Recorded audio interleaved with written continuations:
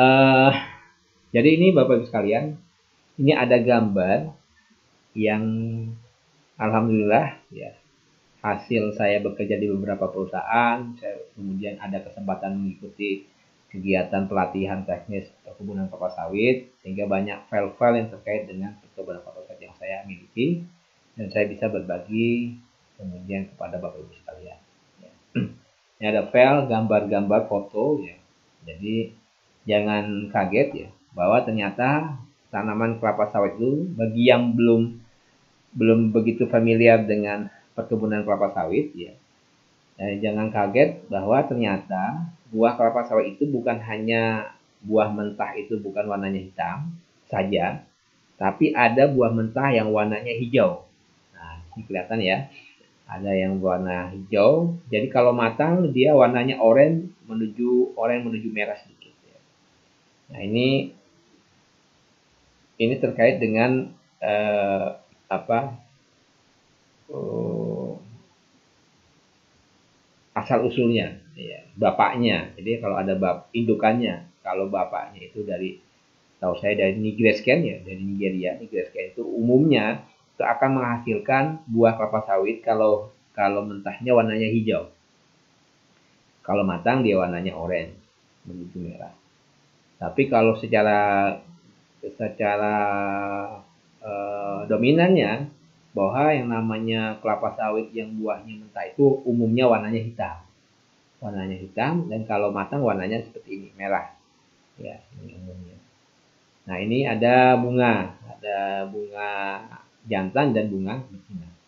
Jadi Bapak Ibu sekalian, dan kalau kita masuk kebun kelapa sawit ya, kita ketemu bunga yang sedang merekah, wanginya itu benar-benar harum ya. Harumnya itu khas. Jadi saya kalau masuk ke kebun sawit itu ada wangi bunga jantan atau bunga betina yang sedang merekah, itu langsung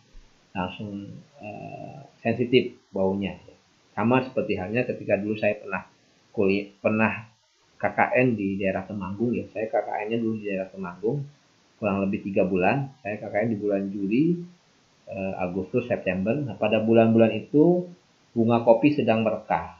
Juli, Agustus bunga kopi sedang merekah, sehingga saya kalau berkunjung ke sebuah daerah yang ada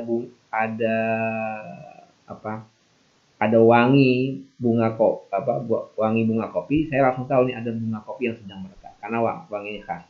Bayangkan selama 3 bulan saja saya sudah mendapatkan sensitivitas tentang wangi daun bunga kopi yang sedang merekah. Apalagi sudah bertahun-tahun saya di kebun sawit, sehingga kalau mencium bau bunga yang sedang merekah, bunga jantan atau bunga betina sedang merekah, langsung eh, terasa wanginya. Jadi Bapak sekalian, ini cara optimalkan produksi sawit saat awal produksi. Baik, saya lanjut ke slide berikutnya. Nah, ini ada slide yang penting yang walaupun ini kelihatannya ini apa gambarnya ya. Jadi kalau kita gambarnya ada titik-titik ya. Jadi Bapak sekalian, salah satu kunci sukses untuk mengoptimalkan produksi kelapa sawit di awal produksi adalah jumlah pohon per hektar. Jadi jumlah pohon per hektar atau pokok per hektar. Jadi contoh ya, umumnya kita menggunakan jarak antar sawit ya, kita pakai jarak 9,2 dengan interval 8,5. Nah, ini sudah muncul gambarnya. Artinya bahwa kalau kita punya satuan luas lahan ya, itu pastikan bahwa kalau kita punya, katakanlah saya ambil contoh 1 hektar. 1 hektar itu, maka usahakan minimal kita harus bisa dapat 1 hektar itu di angka minimal 130 sampai 145 tergantung jarak tanamnya. Ya minimal 130 pohon per hektar harus kita tanam di lokasi. Jadi kalau Bapak sekalian punya lahan 1 hektar, pastikan 1 hektar itu isinya minimal 130 pohon per hektar. Karena apa? Karena jumlah pohon itulah yang nanti akan menentukan berapa produksi yang kita capai, baik di awal produksi maupun produksi berikutnya. Karena kita bicara tentang awal produksi, maka kita pastikan bahwa minimal titik tanam itu dalam 1 hektar itu berisi 130 pohon per hektar. Ya. Kalau di bawah 130 pohon per hektar, maka kita tidak akan bisa mencapai optimal produksi. Ya. Apalagi hanya 120 pohon per hektar. Jadi hati-hati kalau Bapak Ibu sekalian ada tawaran misalkan. Ada tawaran dari orang lain untuk membeli lahan sawit. Maka yang perlu Bapak Ibu lakukan adalah pastikan bahwa dalam 1 hektar itu minimal berisi 130 pohon per hektar. Ya, ini penting. Nah, karena itu akan menentukan produksi kelapa sawit selain faktor-faktor yang lain. Nah, tentu saja untuk mendapatkan pohon 130 pohon per hektar, maka itu akan berkaitan dengan jarak tanam. Nanti saya sampaikan ya jarak tanam pokok per hektar. Nah ini jadi di slide ini saya lihatkan ya jarak tanam segitiga sama sisi. Jadi sesungguhnya Bapak sekalian cara menanam kelapa sawit itu membentuk seperti segitiga sama sisi atau mata 5. Kalau nanam karet kan dia kotak ya, karet terus kemudian tanaman-tanaman kehutanan dia bentuknya kotak ya, jadi sejajar. Tapi kalau kelapa sawit dia berbentuk mata 5 ya. Kalau jarak tanam segitiga sama sisi artinya antara jarak tanam satu dengan tanam lain itu katakanlah kita ambil contoh 9,2, berarti antara jarak tanam 1 dengan 9,2 dan lebar gawangan ya, lebar gawangan itu entronya tadi saya sebutkan ya. Kalau 9,2 lebar gawangnya 8,2, maka jumlah pohon per hektar, populasi pokok per hektar itu akan mendapatkan angka 135 sampai 136 pohon per hektar. Jadi kalau Bapak Ibu sekalian mau mendapatkan populasi, maka harus disesuaikan jarak tanam antar tanamannya. Ya, kalau mau mendapatkan 142 sampai 143 berarti jarak antara tanaman dengan lain itu 9 meter. 9 meter kali 9 meter kali 9 meter. Yang membentuk segitiga sama sisi. Nah, gawangannya itulah yang nanti akan menyesuaikan. Gawangan itu kan sebenarnya sin 60 ya dikali 9. Berarti gawangannya 7,8. Sin 60 kali 9,2 berarti gawangannya 8,0. Jadi gitu. Nah, adapun tentang jarak tanam, maka ada beberapa anjuran berdasarkan jenis tanah dan bahan tanaman. Kalau contoh ada DP dari Maringhard ya, bisa ditanam di jarak 135 sampai 136. Kalau yang Sokvin bisa jarak 9,0 terus gawangnya 7,8. Kalau tanah gambut ini bisa lebih rapat tanamannya. Karena apa? Tanah gambut itu berkaitan dengan ketersediaan air yang umumnya lebih tersedia. Lahan gambut atau lahan pangkal sulit. Jadi Bapak sekalian, salah satu kunci untuk mengoptimalkan produksi yang pertama adalah jumlah pohon per hektar. Ya, jumlah pohon per hektar.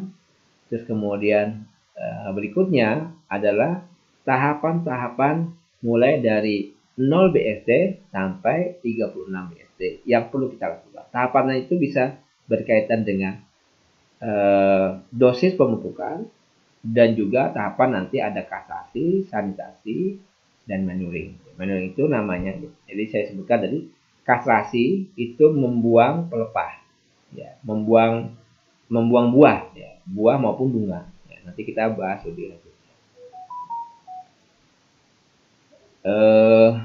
Baik, lanjut ya slide berikutnya ini. Nah, salah satu kunci sukses ya, kunci sukses dalam berkebun kelapa sawit, terutama juga kunci sukses dalam meningkatkan produksi di TM1 itu adalah Tadi saya sebutkan jumlah pohon per hektar sudah. Nah, kemudian yang berikutnya adalah pada saat awal menanam. Pada saat awal menanam, maka kita perlu pastikan luas lubang tanam, baik panjang, lebar, sama dalamnya itu benar-benar optimal. Semakin lebar bentuk lubangnya, jarak lubangnya semakin lebar, maka semakin baik, semakin optimal bagi perkembangan akar tanaman kelapa sawit pada saat kita memindahkan dari bibitan menuju lapangan. Nah, ini sudah ada gambarnya ya. Ya, minimal Bapak Ibu sekalian, bentuk lubangnya bisa berbentuk seperti bak sampah, artinya di atas permukaan dia lebar, ke bawah menyempit. Ya. Misalkan di atas permukaan itu lebarnya 60, panjangnya 60, lebarnya 60, tapi nanti pas di bawah itu kurang lebih sekitar 40 sampai 40 ya. Jadi seperti bak sampah, bentuknya gini. Ya, begini besar 60 kali 60, terus ke bawahnya mengecil. Nah, dalamnya usahakan juga 60. Kenapa ini penting? Karena pada saat kita menanam kelapa sawit, mengambil bibit dari bibitan, kita tanam, sesungguhnya yang paling penting yang perlu kita perhatikan adalah perkembangan akar tanaman. Kalau lubangnya terlalu kecil, nanti perkembangan akar tanaman tidak baik, tidak optimal. Nah, pada saat sebelum kita menanam kelapa sawit, maka paling tidak 2 pekan sebelum kita tanam, kita sudah memberikan pupuk. Di situ ada pakai SP36 atau RP terserah, dengan dosis 500 gram per lubang. Ya, kita masukkan RP, SP36, ya pilihannya. Kalau ada RP, rock fosfat maksudnya, 500 gram, kita taburkan di sekeliling lubang. Di sekeliling dinding lubangnya juga boleh, atau di dasar lubang. Oke. Dan tambahkan, gunakan Organindo, atau yang kita kenal Super Nasa Granul, dengan dosis 250 sampai 500 gram. Silakan ya. Beberapa tempat ada yang menggunakan 500 gram. Ada yang pakai 250 gram pun sudah cukup. Silakan. Nah, ini penting ya, karena pada saat kita sudah memberikan pupuk di lubang tadi dengan SP33 500 gram, Organindo 250 sampai 500 gram, dan kemudian dan diingat bahwa pada saat kita membuat lubang tanam, dipisahkan lapisan permukaan, kita pisahkan katakanlah sebelah kanan. Yang lapisan subsoil bagian bawahnya sebelah kiri. Sehingga pada saat kita menanam kelapa sawit, maka lapisan atas itu kita masukkan terlebih dahulu. Lapisan topsoil kita masukkan terlebih dahulu ke untuk menutup tanaman kelapa sawit pada saat kita nanam. Baru kemudian lapisan yang tadinya di bawah itu kita jadikan sebagai lapisan di permukaan. Dan pastikan cara penanaman kelapa sawitnya adalah tidak boleh tercekik lehernya. Jadi maksudnya pelepahnya jangan sampai tertimbun ya. Jadi karena ukuran polybagnya itu kurang lebih setahu saya sekitar 60 cm. Ya, makanya kita buat lubang sekitar 60 cm. Sehingga pada saat kita menguruk kembali, benar-benar kelapa sawitnya itu kita tanam dengan baik. Ya. Nah, pastikan juga Bapak Ibu sekalian bahwa pekerjaan melubang tanam, membuat pekerjaan melubang itu Bapak Ibu pisahkan dengan pekerjaan menanam. Karena yang akan terjadi adalah kalau Bapak Ibu sekalian menggabungkan dua pekerjaan pada satu pihak, maka yang terjadi adalah orang tidak akan membuat lubang tanam sesuai yang kita inginkan. Kalau kita serahkan ke orang lain. Ya, kita minta buat lubang 60 kali 60 kali 6, tapi dia tidak buat lubang.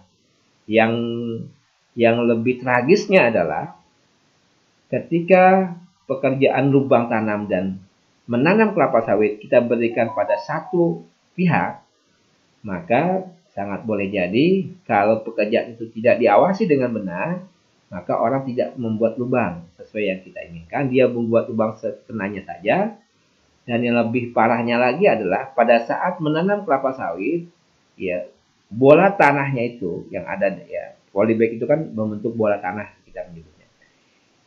Nah, dia pecah bola tanahnya, kemudian dia hanya ngangkut tanaman berikut akarnya saja, tidak ada lagi tanahnya. Ditanamlah di lubang yang ukuran seadanya. Nah, cara kita mengecek, ya, kalau kita tidak sempat mengontrol itu, kita cek. Bapak sekalian silakan. Pada saat tanaman kelapa sawit kita tanam, kita cabut. Kita cabut dengan kedua tangan, kita cabut. Kalau tanaman kelapa sawit ini mudah dicabut, berarti bola tanahnya sudah dipecah. Berarti kegiatan tanam kelapa sawit tidak dilakukan dengan mudah. Dan ini akan berpengaruh terhadap produksi kelapa sawit di awal produksi. Karena apa? Terjadi stagnan pertumbuhan. Seharusnya tanaman kelapa sawit ketika sudah ditanam, mungkin berumur 4 bulan setelah tanam, biasanya kalau nanamnya tidak benar, itu akan mengalami namanya stres. Tanaman kelapa sawitnya kuning-kuning daunnya.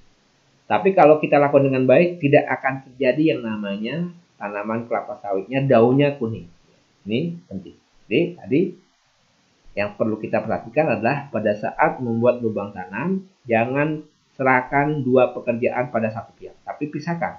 Yang lubang tanam sendiri, yang nanam sendiri. Nah, proses antara lubang tanam dan tanam pun kita usahakan ada selang waktu sekitar 2 pekan. Sehingga kita bisa mengecek apa ukuran lubang tanam sudah sesuai dengan yang kita inginkan. Maka Bapak Ibu sekalian, kalau saya di perusahaan dulu, kita buat mal. Mal itu ya semacam kayak kayu, kita buat segi 4 kayunya, kita cek. Kalau misalkan lubangnya itu kita masukkan malnya, ternyata malnya itu tidak bisa masuk, berarti lubangnya tidak sesuai dengan ukuran. Tapi kalau malnya kita masukkan ternyata masuk, berarti lubangnya sudah sesuai. Termasuk juga dalamnya. Jadi Bapak sekalian, ini penting untuk kita perhatikan. Baik, lanjut. Ya. Nah, yang berikutnya Bapak Ibu sekalian, ingat ya, kalau kita berobat saja, ada sendok. Ya, kita beli obat ada sendok. Kalau buat beli obat yang bentuknya sirup, ada takarannya sendoknya. 1 sendok makan atau 1 sendok teh ada ukurannya. Begitu pula juga dengan pemupukan. Kita harus buat takaran pupuk untuk mendapatkan tepat dosis. Dalam pertemuan sebelumnya, dalam kelas online sebelumnya, saya sudah menyampaikan ada 4 tepat. Salah satunya adalah tepat dosis. Untuk mengetahui tepat dosis, maka kita perlu melakukan kalibrasi. Kita perlu melakukan kalibrasi untuk mendapatkan tepat dosis. Makanya kita buat takaran. Kalau di kebun, kita buat cari paralon bekas. Kalau di bibitan banyak. Jadi bekas bibitan biasanya sudah menggunakan paralon ya, dengan ukuran. Kita kalibrasi. Kalau misalkan kita sudah mencampur pupuk, misalkan ada pupuk kimia, pupuk organik, NASA. Kalau misalkan takarannya katakanlah gabungan antara pupuk kimia, pupuk NASA, itu kita butuh kurang lebih misalkan 1 kilo jumlahnya, maka kita cari kalibrasi. Kalau 1 kilo berapa tinggi paralonnya dan berapa diameter paralonnya supaya mendapatkan takaran pupuk yang tepat, sehingga untuk mendapatkan tepat dosis. Silakan Bapak Ibu sekalian bisa melakukan improvisasi ya, memanfaatkan barang-barang yang ada di sekitaran. Baik menggunakan paralon, bisa juga menggunakan cepuk sabun atau yang lain, agar paling tidak kita bisa mendapatkan tepat dosis dengan takaran pupuk yang kita miliki. Oke, Bapak sekalian, kita lanjut ya. Jadi saya akan menyampaikan ya, terkait dengan pemupukannya dulu. Nanti setelah itu saya akan menerangkan tentang kastrasi, sanitasi. Ya. Jadi sudah saya sampaikan bahwa kunci sukses dalam berkebun adalah pemupukan. Baik, dalam pertemuan sebelumnya saya sudah menyampaikan tentang BST itu apa? Bulan setelah tanam. Ya, ini saya buat oke. 0 BST sampai 12 BST. Tadi 0 BST sudah saya sampaikan ya, bahwa 0 BST itu pada saat di lubang tanam. Tadi sudah sebutkan 0 BST yang kita berikan apa? Organindo dan rock fosfat atau SP36. Rock fosfatnya kita pakai 500 gram per lubang, kemudian organindonya gunakan 250 sampai 500 gram per lubang. Oke. Selanjutnya, setelah tanaman kelapa sawit itu sudah ditanam, maka kita buat jadwal pemupukan. Jadwal pemupukan berikutnya, yaitu 4 bulan setelah tanam. Kita menyikatnya menjadi 4 BST. Ya, 4 bulan setelah tanam. 4 BST, maka kita berikan organindo. Ini ada gambar di sini, ada janjang kosong. Jadi kalau Bapak sekalian di lokasi ada pabrik terdekat yang memberikan janjang kosong gratis, ambil saja. Itu juga bagus. Apalagi kalau udah menggunakan produk kita, tambah bagus. Jadi 4 bulan setelah tanam, kita tabur ya organindo 250 gram ya, di sekitar ujung tajuk terluar. Ya, kalau di foto ini ya, ujung tajuk terluar ya paling tidak sekitar 1 meter dari batang sawit ya. Kita taburkan melingkar, yaitu organindo 250 gram, kemudian urea ya. Nah, saya perlu menyampaikan bahwa untuk mendapatkan dosis optimal, maka pada saat 0 BST sampai 36 BST, usahakan kita gunakan pupuk tunggal. Ya, usahakan kita gunakan pupuk tunggal. Kalau tidak ada, ya bisa gunakan pupuk majemuk. Yang gunakan adalah NPK. Boleh. Oke. Pada kesempatan kali ini saya menyampaikan tentang penggunaan pupuk kimia, terutama adalah pupuk tunggal yang kita kombinasikan dengan pupuk organik massa. Oke.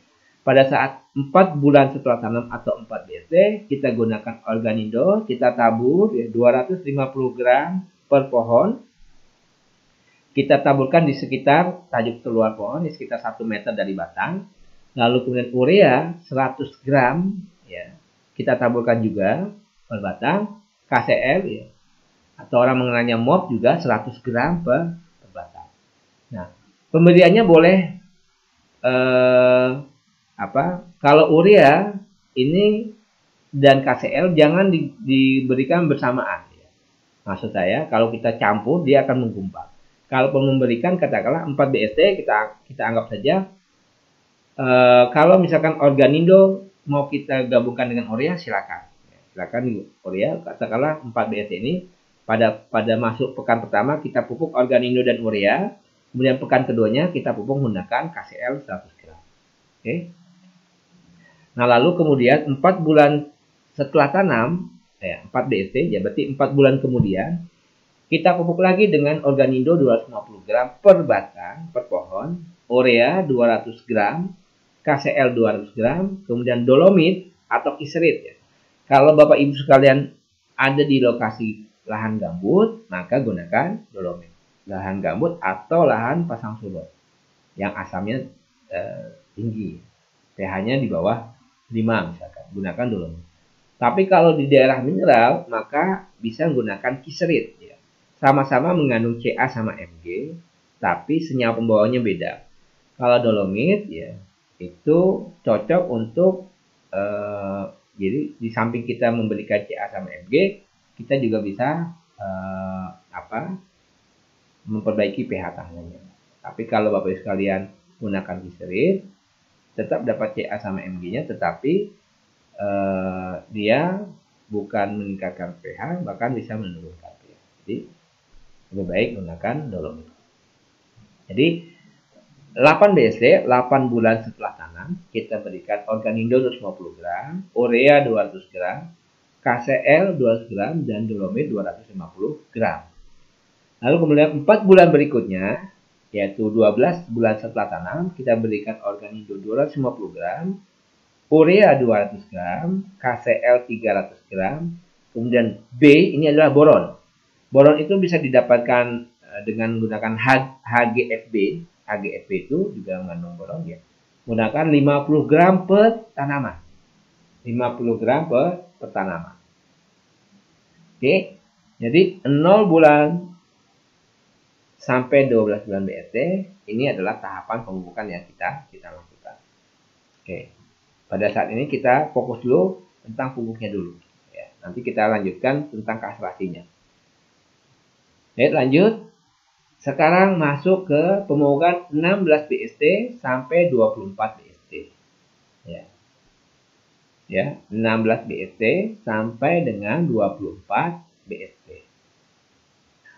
16 BST maksudnya 16 bulan setelah tanam, kita tambahkan organindo 300 gram per pohon, kemudian urea 250 gram per pohon, kemudian SP36 kita tambahkan yaitu 500 gram SP36, kemudian KCl-nya 400 gram. Itu pada saat 16 BST. Ya.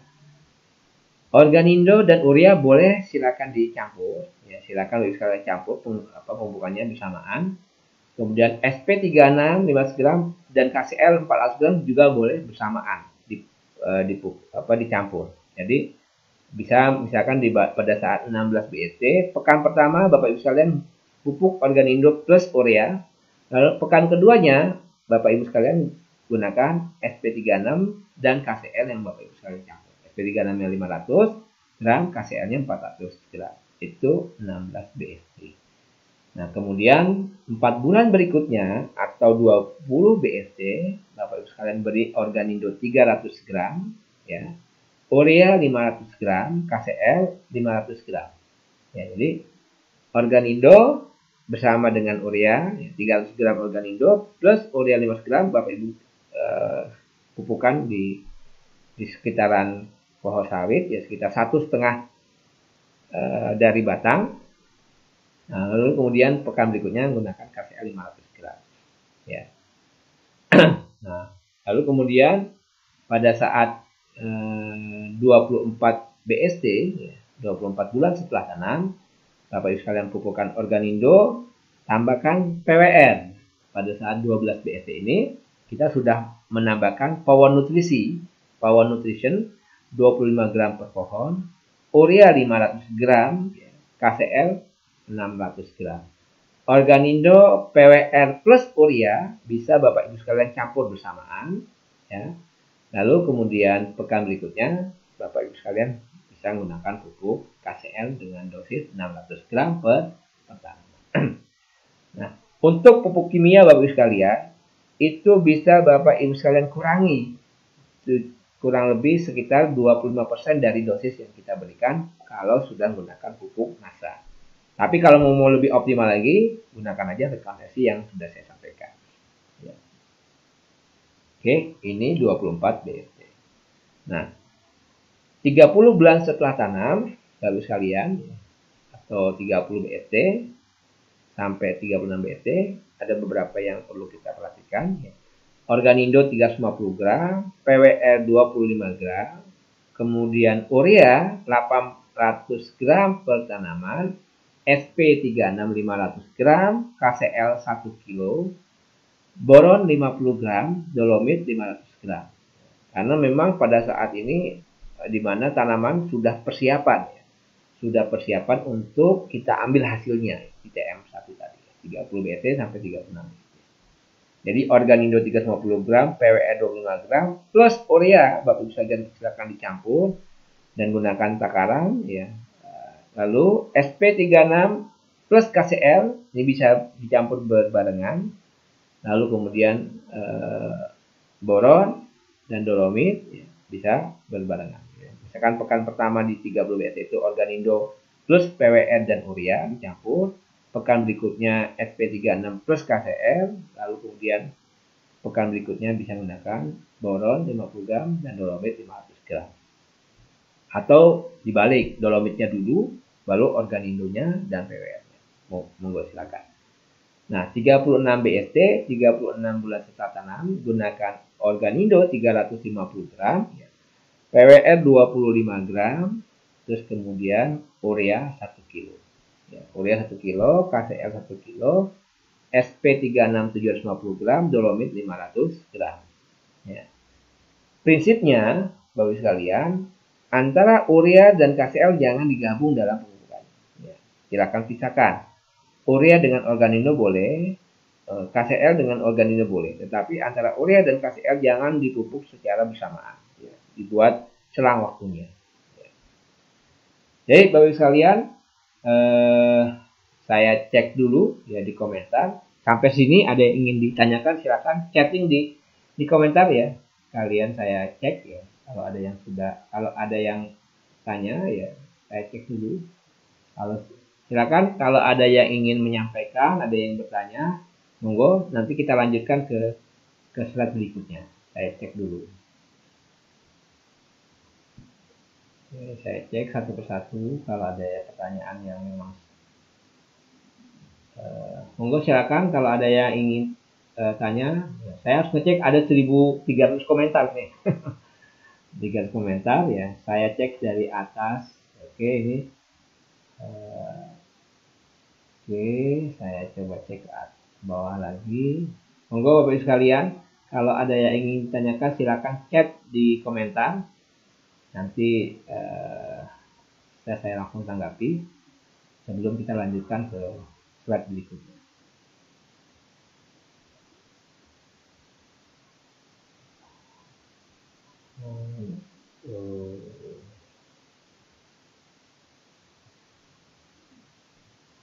Baik, saya lanjutkan saja ya. Nanti kalau sudah selesai materi silakan nanti mau dikomentari, Bu. Monggo.